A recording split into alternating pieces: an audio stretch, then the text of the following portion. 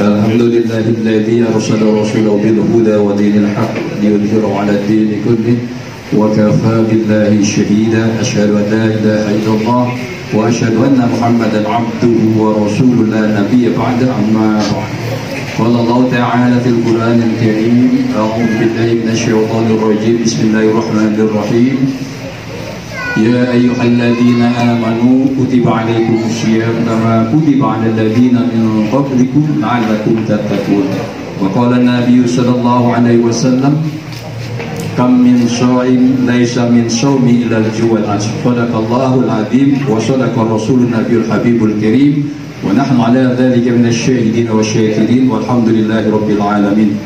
Yang terhormat, yang amat terhormat Ibu Dr. Anda Hajani Hargaini MPDI, Ibu Ratna Dewi Eskom, yang saya hormati sahabat-sahabat guru, kemudian keluarga besar para guru di Yayasan Al-Jihad ini, serta anak-anakku yang sama-sama dimuliakan Allah Subhanahu wa Ta'ala.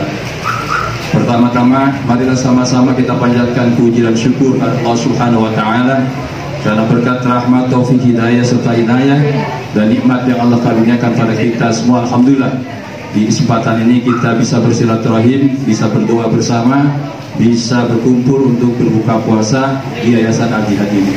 Selawat dan salam semoga Allah limpah curahkan pada baginda Rasulullah SAW beserta para keluarganya, para sahabatnya, dan kita yang hadir sebagai umatnya mudah-mudahan telah mendapatkan syafaat dari Rasulullah SAW. Hadirin yang dirahmati Allah, di waktu yang singkat ini ada beberapa hal yang ingin saya sampaikan, mudah-mudahan bermanfaat buat diri saya juga buat para jamaah seluruhnya. Tadi saya bacakan hadis kam min shaim laisa min shaumihi illa al-ju'al atsh. Ini temanya perspektifnya di bidang akhlak atau akidah. Kalau puasa dari sisi fikih gampang. Puasa dari sisi fikih cuma menahan lapar dan haus, niat berpuasa, kemudian menahan lapar dan haus, serta menjaga dari segala yang membatalkan puasa. Itu saja kalau fikih. Tapi kalau perspektif akhlak lebih dalam, nanti ada lagi perspektif tasawuf lebih dalam lagi. Nah, kalau dari sisi akhlak, dari sekian banyak Nabi bersabda tentang keutamaan bulan Ramadan. Kata Nabi, man qoma Ramadana imanan wa ihtisaban ghufira lahu ma taqaddama min dhanbi. Jadi dosa kita akan diampuni, dihapus kalau kita dapat melaksanakan puasa dan mendirikan qiyam di bulan Ramadan.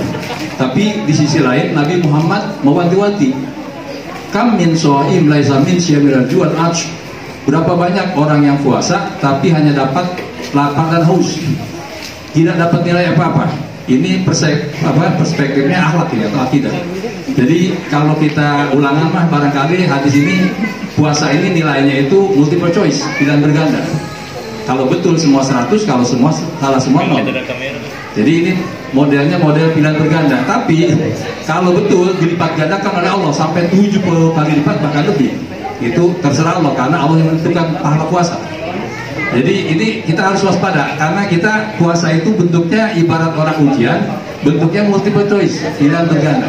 Jadi kalau salah langkah, salah kita menjalankan puasa, nilainya 0. Walaupun dari sisi fikih kita puasa, tapi dari sisi akhlak dan faedah nilainya 0. Apalagi dari sisi ilmu tasawuf. Hadirin yang dirahmati Allah Subhanahu wa Ta'ala, puasa kita pahami dibagi 3 kelompok. Yang pertama puasa khusus, kemudian khusus puasa awam, puasa khusus, kemudian puasa khusus bil khusus atau khas bil khas. Jadi puasa awam adalah puasa orang kebanyakan, di mana puasanya ini hanya menahan lapar dan dahaga. Tingkatan kedua, orang yang mampu berpuasa, dia tidak hanya menahan lapar dan dahaga, tapi dia menahan panca inderanya dari perbuatan dosa. Nah, ini yang akan menyebabkan pahala puasa hilang adalah ketika orang tidak memperdulikan panca inderanya yang hari-hari maksiat, begitu dia puasa, dia pun tetap berbuat maksiat. Adapun puasa khusus bil khusus atau khas bil khas adalah puasanya para anbiya, para waliullah. Ya, puasanya bukan hanya panca indera, tapi hatinya seluruhnya juga dipuasakan. udah nggak dengan dunia, udah nggak peduli. Mereka lebih fokus kepada urusan akhirat. Ini puasa kebanyakan para wali Allah dan para nabi Allah. Hadirin dirahmati Allah, ada yang ingin saya sampaikan juga kaitan dengan puasa kita.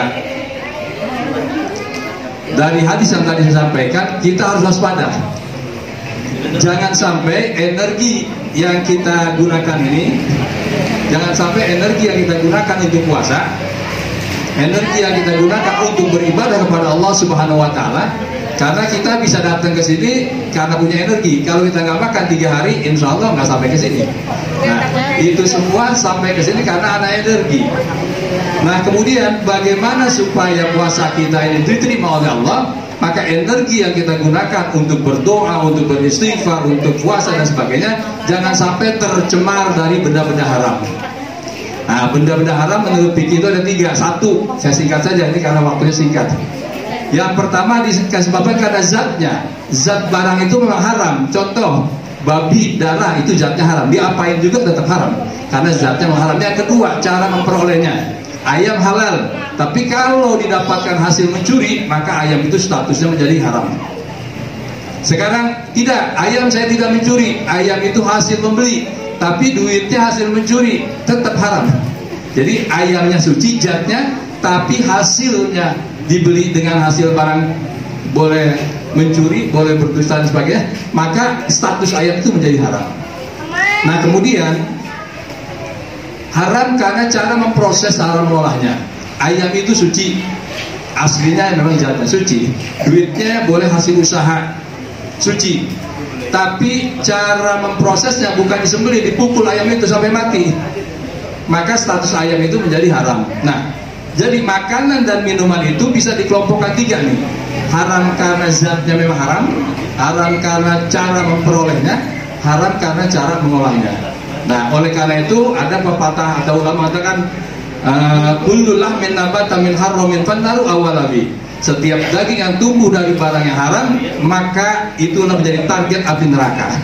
Kita puasa, tapi puasa kita energinya dari barang haram. Naudzubillah min dzalik. Nah, ini nanti yang berlaku hadis tadi itu. Banyak orang puasa nggak dapat apa-apa kecuali lapar dan haus. Kenapa? 1, nggak peduli dengan aturan puasa menurut fikih, nggak peduli aturan puasa menurut akhlak, nggak peduli puasa menurut aturan tasawuf. Bahkan energi yang dihasilkan di tubuhnya ini adalah dari barang-barang yang haram. Nah, oleh karena itu kita niat beribadah pada Allah, kita beristighfar setiap hari, berdoa pada Allah, minta ampun, tapi jangan sampai energi yang kita dapatkan ini dari barang yang dilarang oleh Allah Subhanahu wa Ta'ala. Kemudian ada juga, hadirin rahmati Allah, masih ada 3 menit lagi.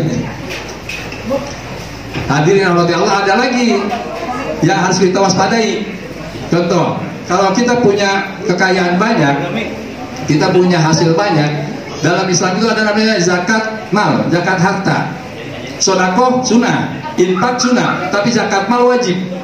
Jangan sampai nanti kita lupa menghitung zakat mal kita, karena kalau zakat mal kita nggak keluarkan, maka status harta kita juga bisa tercampur dengan barang yang nggak halal tadi. Itu hak fakir miskin. Nah, ini yang harus diwaspadai. Dulu orang tua saya punya teman orang kaya, tahun 80-an itu suka jual beli tanah di daerah Depok. Itu waktu saya kelas 3 atau 4 SD, di depan rumah itu orang tua sama temannya itu lagi ngitung duit di atas meja, duitnya segunung gitu, menggunung. Duit paling besar 110.000. Terus saya intip dari kaca nako, dipanggil saya sama orang kaya itu namanya Pak Haji Agus. Sini, kemudian saya keluar dari kamar, dikasih duit 10.000, tapi di telinga saya dibisikin, ini zakat. Saya dikasih 10.000 tapi dibisikin telinga saya, ini zakat.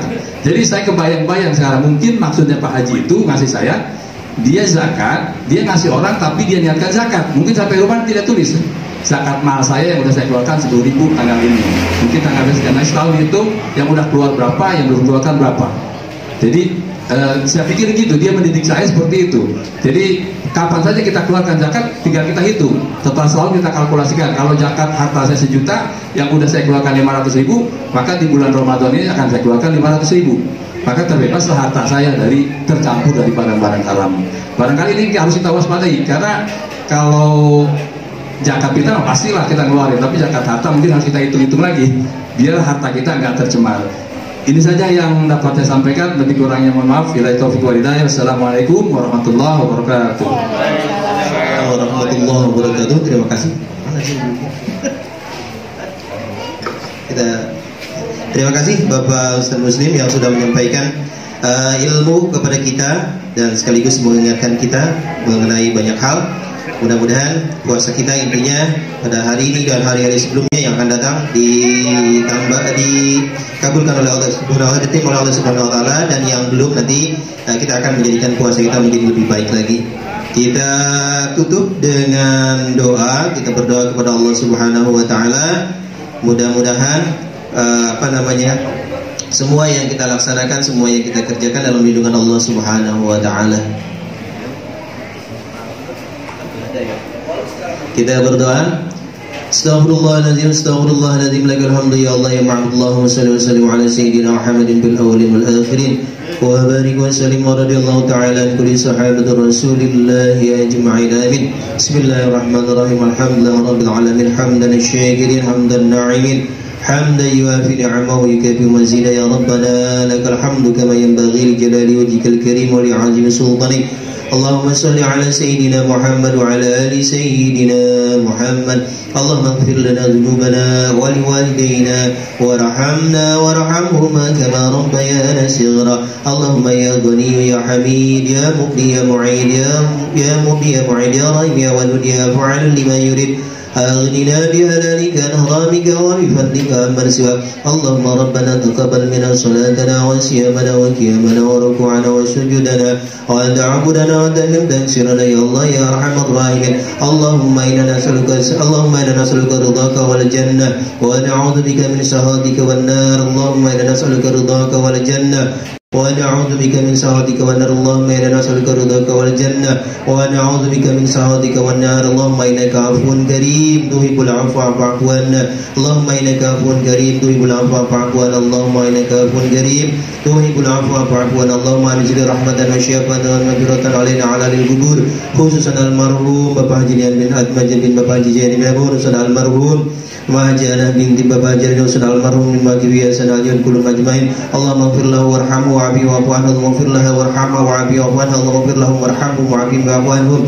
Ya ayyatuhan nafsul mutma'inah irji'i ila rabbika radiyatan mardiyah fadkhuli fi ibadi wadkhuli jannati. Rabbana hab lana min azwajina wa dhurriyyatina qurrata a'yun waj'alna lil muttaqina imama. Rabbana innaka antas samiul alim wa tub 'alaina innaka antat tawwabur rahim. Rabbana zalamna anfusana wa lam taghfir lana wa tarhamna lanakunanna minal khasirin. Rabbana atina fid dunya hasanah wa fil akhirati hasanah wa qina 'adzaban nar. Subhana rabbika rabbil 'izzati amma yasifun wa salamun 'alal mursalin walhamdulillahi rabbil alamin.